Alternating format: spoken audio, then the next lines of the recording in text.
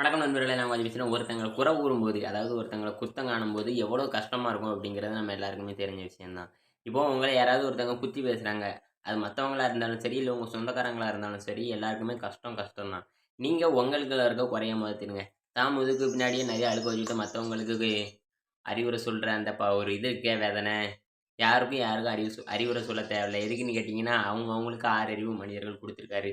அடுத்தவங்கள்ட்ட நீங்க உதவிய தேடி போனீங்கன்னா, அதோட பெரிய துன்பம் இந்த உலகத்துல எதுவுமே இல்ல. உங்களுக்கு நீங்களே உதவ முடியாவிட்டால் கடவுளே நேரில் வந்தாலும் பயனில்லை. உங்களுக்கு உங்கள் மீதே நம்பிக்கை இல்லை என்றால், கடவுளே நேரில் வந்தாலும் பயனில்லை. அதனால நீங்க உங்க துன்பத்த மத்தவங்ககிட்ட போய் பகிர்ந்துக்கிடாதீங்க. உங்க கஷ்டத்த யாரும் வாங்க போறதில்ல. நீங்க தான் உங்களுக்கான உதவி. உங்க மனசு தான் உங்களுக்கான உதவி. உங்க மனசு தெளிவா இருக்க வரைக்கும் யாரும் உங்கள ஒண்ணும் செய்ய முடியாது. உங்க மனசு அதாவது உன்னை ஒருவராலும் தோற்கடிக்க முடியாது. "உன் நம்பிக்கை நீ தோற்கின்றவரே" அப்படின்னு சொல்றாங்களா? அந்த காரணம் தான்.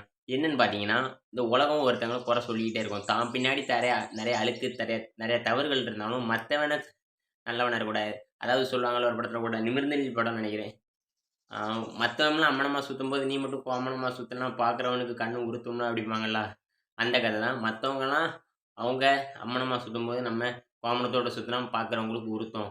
அதேமாரி மத்தவங்க என்ன நெனைக்கிறாங்க, என்ன பேசுவாங்க அப்படிங்கிறத பத்தி நீங்க கவலைப்பட்டீங்கன்னா, இந்த உலகத்துல உங்களால ஒண்ணுமே செய்ய முடியாது. நீ என்னமோ நெனச்சுட்டு போ. நான் எனக்கு பிடிச்சத தான் செய்வேன் அப்படின்னு நீங்க போயிட்டே இருக்கணும். அதாவது மத்தவங்க ஆசைக்கு தான் வாழணும்னு நீங்க இருந்தீங்கன்னா, செத்துருங்க அப்படிங்கிறாங்க. மத்தவங்க ஆசைக்கு தான் நீங்க வாழணும், நடிக்கணும் அப்படின்ட்டு இருந்தீங்கன்னா, செத்துருங்க. மத்தவங்க ஆசைக்கு நீங்க வாழணும்னு நெனச்சீங்கன்னா, எல்லாருக்குமே நல்லவனா இருக்க கடவுளால கூட முடியாது. எல்லாருக்குமே நல்லவனா இருக்க கடவுளால கூட முடியாது. உங்களுக்கு நீங்க நல்லவனா இருந்துக்கிடுங்க, உண்மையா இருந்துக்கிடுங்க. உண்மையாவும், நேர்மையாவும் இருக்கிறது மத்தவங்களுக்காக இல்ல, உங்களுக்காக தான். உங்களுக்காக மட்டும் தான். ஏன்னா யாருக்கும் யாரோட ஏன்னா அவங்கவங்களுக்கு சுமக்கிறதுக்கு பெரிய சுமையே இருக்குது. நம்ம போய் யாரோட வாழ்க்கைய மாத்தவும் முடியாது. கடந்து போக முடியுங்க. அதுதான் இந்த உலகத்துல நம்ம செய்ய முடியும்.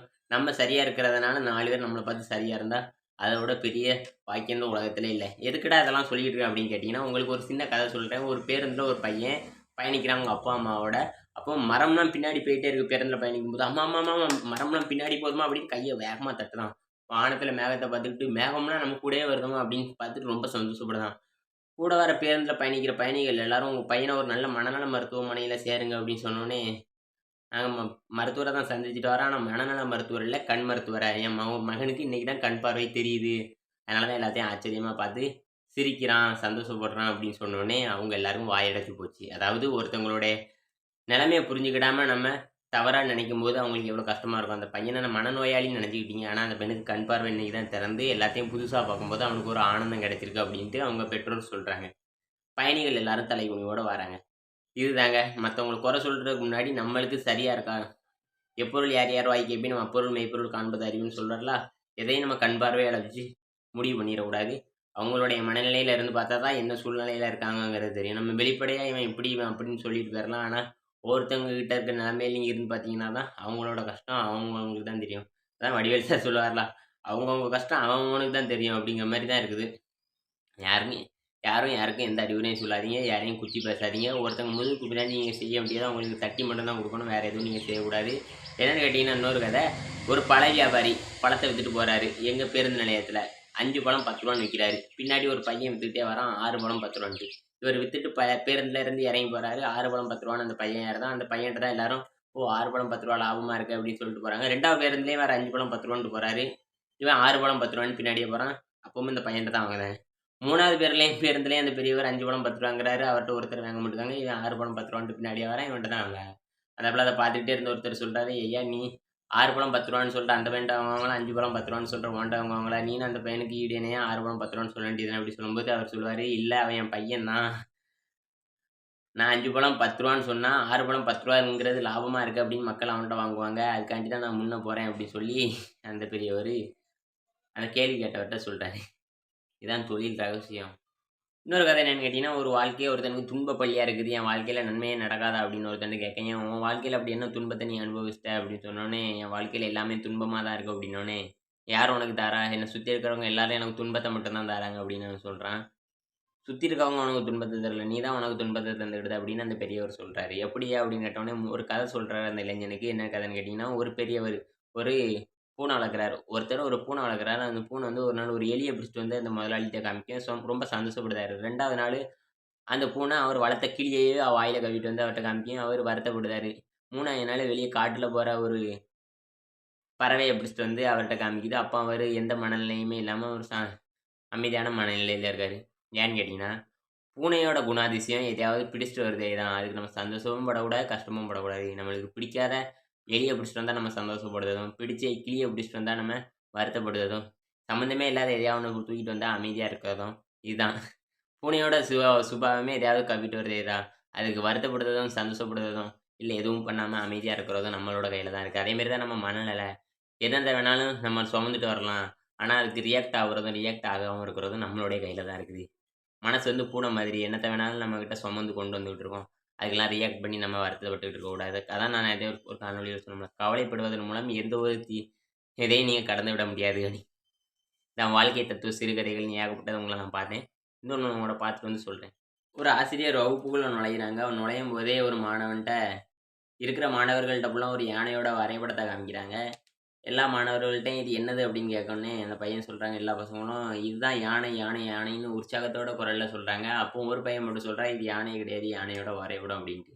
அதேபோல அந்த டீச்சர் நான் தான் பெரிய புத்திசாலி அப்படின்னு நினைச்சுக்கிட்டு ரொம்ப சந்தோஷமா பாடம் எடுக்க போன அந்த ஆசிரியருக்கு, இது யானைன்னு மத்த பசங்கலாம் சொல்லும்போது, அவங்களுக்கு ஒரு ஆனந்தம் இருக்கும்போது, இது யானை இல்ல, யானையோட வரைபடம் தான் அப்படின்ட்டு ஒரு சின்ன பையன் சொன்னோனே, அந்த டீச்சருக்கு தூக்கி வாரி போட்டுருச்சு. என்னைக்குமே நம்ம மத்தவங்கள்ல இருந்து உயரமானவங்க, உசந்தவங்க அப்படிங்கிறத நினைக்கக்கூடாது. உங்க அப்பனுக்கும் அப்பன் ஒருத்தன் இருப்பான் அப்படிம்பாங்கல்ல, அந்த மாரி நம்மளுடைய அறிவ ஒண்ணுமே இல்ல அப்படின்னு ஆக்குறதுக்கு இந்த உலகத்துல நெறைய விஷயங்கள் இருக்குது. அதனால நம்ம எதையுமே உயர்வாவும் பார்க்கக்கூடாது, தாழ்வாவும் பார்க்கக்கூடாது. 2யும் சமநிலையில தான் பார்க்கணும் அப்படிங்கிறத தான் இந்த கதையிலருந்து தெரிஞ்சுக்கணும். இது சம்மந்தமா இன்னொரு கதைய நான் உங்களுக்கு சொல்றேன். என்னன்னு கேட்டீங்கன்னா, ஒரு சிறுவன் வந்து ஒரு கார வியந்து பார்த்துட்டு இருக்கான். அந்த காரோட முதலாளி அந்த சிறுவன் வியந்து பார்க்கிறத பார்த்து, "இந்த கார்ல நீ பயணம் செய்யணுமா? அந்த வண்டியில நீ பயணம் செய்யணுமான்னு ஏறி பார" சொல்லி அவன கொஞ்சம் தூரம் கூட்டிட்டு போறாரு. கூட்டிட்டு போகையுமே அந்த சிறுவன்ட்ட சொல்றாரு, "இது நீங்க வாங்குன காரா?" அப்படின்னோனே, "இல்ல என்னுடைய சகோதரன் எனக்கு அன்பளிப்பா குடுத்த கார்" அப்படின்னோனே, சிறுவன்ட்ட அவரு கேட்கிறாரு, "இதே மாரி உனக்கு ஒரு சகோதரன் இல்லையா? அப்படின்னு நீ வருத்தப்படுதியா?" அப்படின்னோனே, "இல்ல, இல்ல உங்களுடைய சகோதரன் மாதிரி நான் ஒரு சகோதரனா வரணும் அப்படிங்கிறதுக்கு ஆசைப்படுறேன்" அப்படின்னு சொன்னாராம். இந்த பையன் வந்து, "எனக்கு உங்கள மாரி ஒரு சகோதரன் இல்லையே" அப்படின்லாம் வருத்தப்படல. உங்கள் சகோதரன் மாரி நான் ஒரு சகோதரனா மாறணும் அப்படின்ட்டு தான் அந்த பையனோட ஆசை. அதான் தன்னம்பிக்கை அப்படின்னு சொல்றாங்க. மத்தவங்கட்ட என்ன இருக்குங்கிறத பார்க்காதீங்க. நம்மளாலயும் அத செய்ய முடியும் அப்படிங்கிறத தான் நீங்க இத பார்த்துக்கணும்.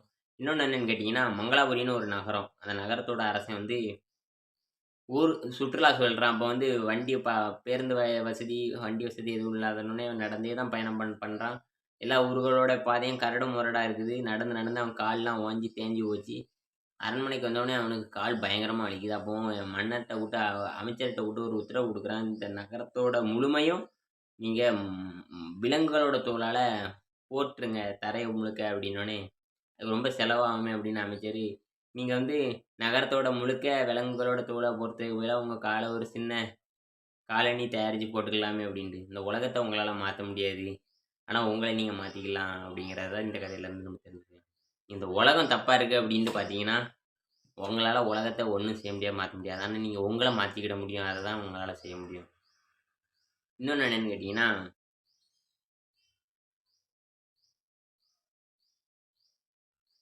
அழகும் அவலட்சணமும். அழகும் அவலட்சணமும் 2 நண்பர்களா இருக்காங்க. கடற்கரை ஓரமா பயணிச்சுக்கிட்டு இருக்காங்க. குளிக்கலான்னு ஆசைப்பட்டு அவலட்சணம் சொல்லுது, குளிப்போமா அப்படின்ட்டு. 2 பேரும் ஆடைய வெளிய கழட்டி வச்சுட்டு கடல்ல குளிக்கிறாங்க. அவலட்சணம் குளிச்சுட்டு எடுத்து அழகோட ஆடைய எடுத்து போட்டுட்டு போயிருது. அவலட்சணம் வெளிய வந்து அவலட்சணம் முதலே வெளிய வந்து அழகோட ஆடைய எடுத்துட்டு போயிருது. அழகு 2வது குளிச்சு முடிச்சுட்டு வெளிய வரும்போது, தன்னோட ஆடைய காணலையே அப்படின்னு வருத்தப்பட்டுட்டு இருக்கு. அப்ப அவலட்சணத்தோட ஆடை தான் இருக்குது. அத எடுத்து போட்டுட்டு போனோனே எல்லாரும் அழக அவலட்சணமான ஆடை போட்டிருக்கனோனே கேலி கிண்டல் பண்றாங்க. அவலட்சணத்த வந்து அழகான ஆடைய போட்டுருக்கான்னோனே பாராட்டுறாங்க. அதே மாரி தான் இந்த உலகம். நீங்க என்னதான் நல்லவங்களா இருந்தாலும், உங்களோட ஆடையையும், உங்களுடைய பொருளாதாரத்தையும் வச்சு தான் உங்கள இந்த உலகம் மதிப்பிடுது. நல்லவங்களுக்கு எங்க காலம் இருக்கு அப்படிங்கிற மாரி, அந்த நெறைய பேர் அவலட்சணமா இருக்கிறாங்க. தான் என்ன பண்றோம் அப்படின்னு தெரியாம. ஆனா அவங்க ஆடை சிறப்பா இருக்குன்னோனே அவங்கள கொண்டாடுது. நெறைய பேர் நல்லவங்களா இருக்கிறாங்க. ஆனா அவங்களோட ஆடை மோசமா இருக்குன்னு சொல்லி அவங்கள தூற்றுது. இதான் இந்த உலகத்தோட இயல்பு. அப்படி இருக்கக்கூடாது. மேலும் இதுபோன்ற பல்வேறு சுவாரஸ்யமான தகவலோடு அடுத்தடுத்த காணொளியில் உங்களை சந்திக்கும் வரை உங்களிடமிருந்து விடைபெறுவது உங்கள் ஆதி. நன்றி, வணக்கம். வாழ்க